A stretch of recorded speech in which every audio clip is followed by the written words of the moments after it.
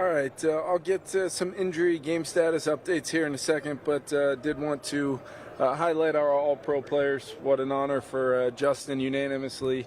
Great to see there. Depot as well, first teamer. I think it's an awesome highlight of what's taken place in a lot of ways. You know, Andrew Van Ginkel is a great example of coming here in year one. And having your best season, second team All-Pro. I thought there were some other guys clearly deserving, but that is a very, very difficult group of players to be among, and thought that was awesome. Also want to highlight, I know we announced TJ Hawkinson earning our Ed Block Courage Award as far as, you know, things that mean a lot to our players. TJ and his journey from the very end of last season all the way through, making his impact here as we get an opportunity to play into January, can't be understated, or can't be overstated, I should say. The journey he's been on and just the inspiration to all of us that he's been. So proud of TJ Hawkinson, as well as being very proud of being associated with Mark and Ziggy making the donation they did. Everybody knows the effect, the impact that Southern California, and where I hold it near and dear to my heart, to know that our organization was so generous, donating to something so important and so impactful, made me very proud to be associated with this team, as well as the Arizona Cardinals for what they've done, opening up their home, not only for the Rams, but allowing us to have a pretty seamless transition to play a playoff game, you know, in Arizona. It's been a lot of work, a lot of great work by a lot of people from the league, to the Rams, to the Cardinals, and obviously a lot of our folks here in-house. Game status updates: Pat Jones will be out for the football game, and then Cam Akers dealing with a little illness. Expect him to be good to go, but we will list him as questionable after not participating today. And then Taki Taimani will be questionable as well. He is in his 21-day window currently, and we'll make a decision on Taki here at some point. But doing well, no setbacks as he's made his way right back into football. Kevin, where's Pat Jones at just in his recovery? Yeah, he's close. He's close, but I think we want him to, feel as close to 100%, and knowing that the type of game this is, he tried to work his way back, but absolutely something where I anticipate next week maybe looking a little bit different for Pat. But we wanted to be smart and feel good about our depth at the position, and so that's where we're going to go. Kevin, what have you observed in the last 2 years of Harrison Smith working with Brian Flores and just the relationship they built? Harrison said it was one of the reasons he came back was to work with Flo again. So I guess what have you seen from the way those two have worked together building the defense? Yeah, I think Harrison, has experienced so much in this league, has learned a ton, knows so much football, that when you get him around a coach like Flo and the way they've built their relationship, but most importantly, the way Flo tries to empower the whole group of 11 guys out there, when you have basically a hub of communication from the safety position, a decision maker, as far as, once the ball snapped, what are we actually going to be playing?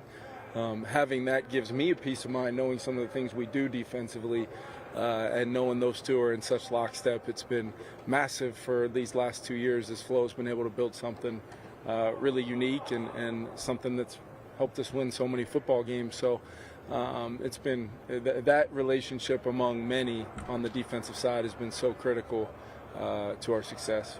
Kevin, from a standpoint of managing crowd noise, how do you go into a game like this expecting it to go? Do you just assume it's a typical Rams home environment, or how do you play that? Yeah, we're going in like we're the road team in a playoff game. You can always adjust the other way if that's the case, but I know their fans are very passionate about their team, and like we've said all along, we were getting on a plane to go play a road playoff game, and our fans travel well. We know that. We've seen that all season long, and we've got to go into it knowing that the environment and the circumstances, especially coming off of last Sunday where we got to feel it at a pretty significant level and work through it, hopefully we can extract that experience and apply it to being a road playoff team.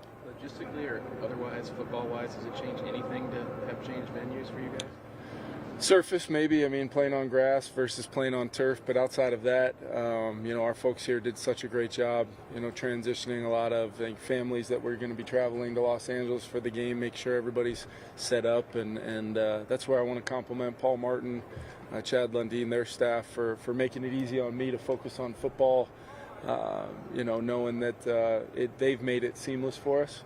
And then I think the league did a great job, communicating throughout the week and working through that decision with the Rams and us to allow everybody to have total clarity so that we can make it about the game.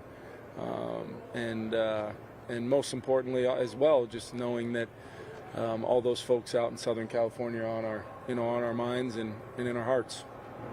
Daniel Jones, have you guys kind of ironed out a role for Monday night or no?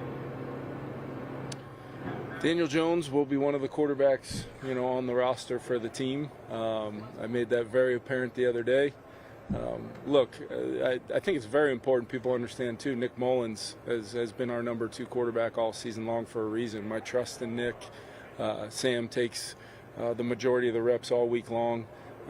So we wanted to make sure as we hopefully move forward over the next month that we're going to do the things that give us the best chance to win.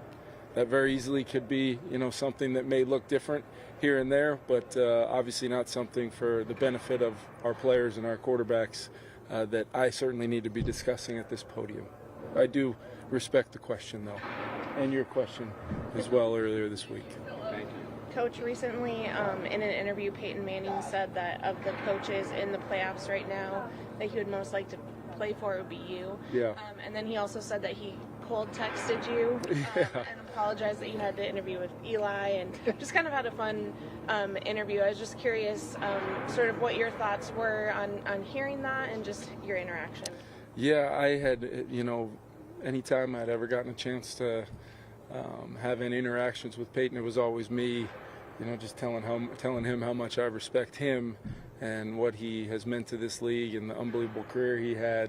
I think I got back from a staff meeting, and to have that text message was one of one. So it was very, very, for him to take the time to do that. I did have a chance to watch the segment with Peyton Manning and Bill Belichick talking about football. It's that's some pretty significant stuff for somebody like me. But yeah, it's what his words mean a ton. It's Peyton Manning, so. That meant a lot to me that he would say that, and also the reasons why, when him and I were able to, connect a little bit more, the reasons why it's somebody that's incredibly observant of the, some of the details that matter to me and how we've built this place, and so that meant a lot. So there's no other way to say it. It meant a lot, and I'm very appreciative, and I'm saying all that before I've had the chance to talk to Eli, which will be a little bit later today. So maybe my answer would change. No, I'm just kidding. He put me up to say that. Kevin, how has Sam handled the week coming off the Lions game? Just yeah, go through the practice week. He's had a great week. He's had a really good week. Conviction and learning the game plan and applying it, how we practiced. Our whole team has had a really good week of preparation. When you have a performance where we put a lot into last Sunday night, as the head coach, you're challenging your team to acknowledge it, understand it, but then we're moving forward knowing all the things that we've been able to accomplish this year. We're going to need bits and pieces of every single one of them to have a chance to win a game against a really good team on the road. So our team's focused. Sam has been really, really good this week, and I expect him to play well. Sam was talking about when he was in high school playing linebacker and getting pick sixes and things like that. And multiple pick sixes. That's what we were told. That's what I was told as well. Haven't cross-checked that yet. But just when it comes to his background, playing multiple sports, playing multiple positions, do you see that show up in any way kind of in his game? I just think just the baseline athleticism that we've seen, whether it was the Atlanta play where he beats a free runner in the protection and finds Justin for that huge play. There's been countless first downs he's been able to steal with his legs. Seattle getting that first down and then able to make the throw to Justin late in the game, on the move, climbing the pocket, taking a hit.